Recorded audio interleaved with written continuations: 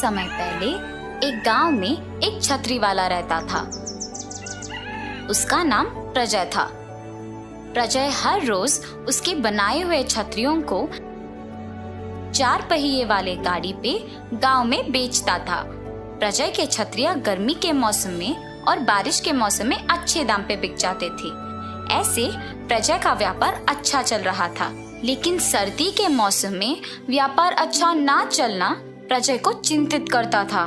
चिंता के कारण वो सोच में पड़ गया जब उसे उसके सामने 2 बच्चे, एक कुत्ता और एक बॉल के साथ खेल रहे थे। तब आहा, उस कुत्ते पे लगे धब्बे और उस बॉल के 12 रंगों के जैसे अगर मैं भी छतरियों को बनाने में इनका इस्तेमाल करूं तो ऐसे अपने विचार के अनुसार अलग तरह के छतरियां बनाना शुरू कर देता है।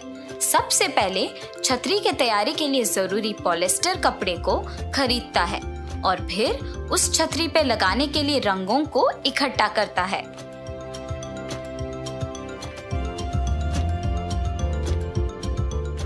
एक एक छतरी को अलग तरह बनाने के लिए अलग अलग रंगों का इस्तेमाल करता है।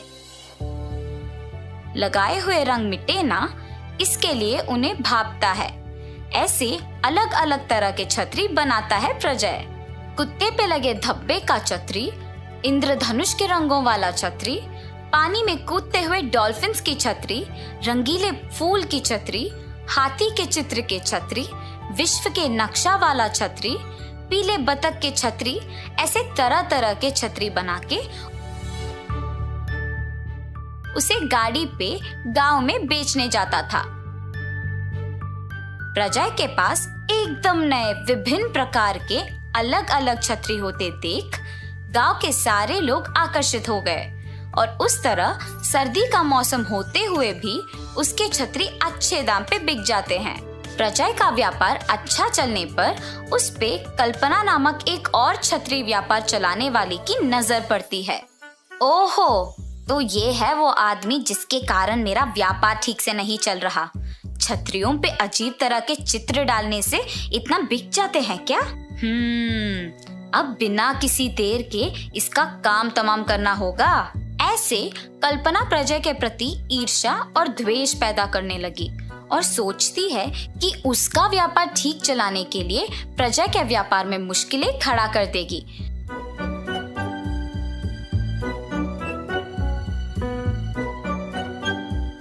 प्रजय की नए प्रकार के छतरियों की तरह वो भी तैयार करने के लिए चीजें तैयार रखती है और काम करना शुरू कर देती है। काम में व्यस्त कल्पना को देख उसके पति, अरे कितना देर ऐसे छतरियां बनाते रह जाओगी? तुम तो वैसे भी कह रही थी कि व्यापार अच्छा नहीं चल रहा है, तो फिर इतना कष्ट लेने की क्या जरूरत है? हमारे गांव में प्रजय नामक एक छतरी बनाने वाला है। सर्दी के मौसम में छतरियां बिकती ही नहीं, मगर उसके पास रंग बिरंगे अलग प्रकार के नए छतरी देख सब लोग खरीद रहे हैं। इसीलिए मैं भी उसी प्रकार के छतरियां बना रही हूँ। अच्छा, परंतु तुमने अगर उसके ही जैसे छतरियां बनाई तो इस बात की क्या यकीन है कि लोग तुमसे भी उसी तरह खरीदेंगे? इसीलिए मैंने इसका एक उपाय सोचा है। ऐसे कहकर अपने पति को सब समझाती है। अपने पति के साथ रात को प्रजय के घर जाती है। प्रजय वहां छतरियां बनाना खत्म करके परिवार के साथ भोजन के लिए दूसरे कमरे में जाके बैठता है। ये देख छतरियों को रखे हुए कमरे में खिड़की के लोहे के छाड़ों को खींच के अपने पति को अंदर भेजती है। उसके पति अंदर जाके छतरियां सारे एक एक करके बाहर रुकी कल्पना को दे देता है और वहां की सारे छतरियां गायब कर देते हैं। प्रजय जब अगले दिन हर रोज की तरह अपनी छतरियों को बेचने लेने उस कमरे में जाता है तो वहां एक भी छतरी ना दिखाई देने पर चिंतित हो जाता है और तुरंत सारा घर ढूंढने लग जाता है। पायल, पायल, कहाँ हो तुम? इस कमरे में एक भी छतरी नहीं दिखाई दे रही है, सब गायब हो गए। तुमने देखा है? जल्दी इधर आओ। ऐसे घर में सबको चिंता में डाल देता है। दूसरी ओर प्रजय के घर से लाए हुए छतरी सारा कल्पना ने उसके घर के पिछवाड़े में छुपा लिया। अब तो इनको ऐसे छुपा लिया ठीक है, पर वो और भी ऐसे छतरी बनाकर बेच सकता है ना, तब तुम क्या करोगी? ये सारे छतरी बनाने के लिए उसे कम से कम 4 दिन तो लग ही जाएंगे, और ये 4 दिन बस है मुझे अपने छतरी बेचने में, ऐसे कहती है। कल्पना की बेटी घर के पिछवाड़े में खेलते खेलते रंग बिरंगे इन छतरियों के चित्र की ओर आकर्षित होती है और उसमें से एक छतरी निकाल के खेलते खेलते घर के बाहर के गली में चली जाती है। उसी गली में साइकिल पे गुजरते हुए प्रजय को अपने छतरी के साथ खेलती हुई एक बच्ची नजर आती है और रुक जाता है। तुरंत उस बच्ची के पास जाता है और बेटा, तुम्हारे पास ये छतरी कहाँ से आया? मेरे घर के पिछवाड़े में बहुत छतरियां हैं, उसमें से एक लाई। मुझे भी वहां ले जाओगे? ऐसे वो कल्पना के घर के पिछवाड़े में जा पहुंचता है। 2 दिन पहले गायब हुए सारे छतरी वहां पे दिखाई देने पर प्रजय चौंक जाता है और इसी समय अपनी बच्ची को ढूंढने के दौरान कल्पना भी वही आती है और प्रजय को देख घबरा जाती है और चले जाती है ये सोचकर कि उसको सच का पता लग गया। कल्पना के घबरा के ऐसे चले जाने देख प्रजय को समझ आता है कि उसने ही इन सारे छतरियों को चुराया है।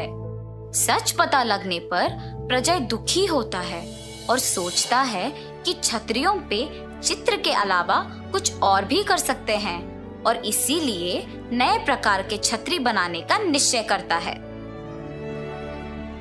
केवल अलग अलग चित्र और रंग ही नहीं, बल्कि एकदम नए प्रकार के छतरी बनाना शुरू कर देता है। बहुत ही आकर्षणीय तरह के सिर पे बेल्ट से बांधने वाले छतरी, मोटर बाइक पे जाते समय बारिश और धूप से बचने के लिए अलग तरह के छतरी जिसको गाड़ी पे बेल्ट के द्वारा फिक्स कर सकते हैं। 3 साल तक के बच्चों के लिए भी छोटी सी छतरियां, होटल में बाहर के टेबल पर बैठने वालों को धूप से बचाने के लिए अलग तरह के बड़े और भारी छतरियां, ऐसे तरह तरह के और एकदम नए प्रकार के छतरियों को बड़े आकर्षक रूप में और रंगों में बना के उन्हें बेचना शुरू करता है। ऐसे उन नए प्रकार के छतरियों को बेचने के दौरान एक दिन प्रजय को कल्पना दिखती है और कल्पना तुरंत शर्म से अपना मुंह मोड़ लेती है और वहां से चलने लगती है। जब रुकिए बहन जी, 1 मिनट। प्रजय के उसको बहना बुलाने पर कल्पना को समझ में आता है कि वो शायद उस पे गुस्सा नहीं है और पीछे मुड़ती है। आप बस एक बात बोल देती कि मेरे व्यापार के वजह से आपका व्यापार ठीक से नहीं चल रहा, मैं समझ जाता और पड़ोसी शहर में जाके भी अपने छतरियां बेचता। अभी भी देर नहीं हुआ है। आपने जैसे सोचा वैसे ही आपके चित्र के छतरियों का व्यापार चलाइए। मैं अपने अलग प्रकार के छतरियां बाकी भी पड़ोसी शहरों में बेचूंगा।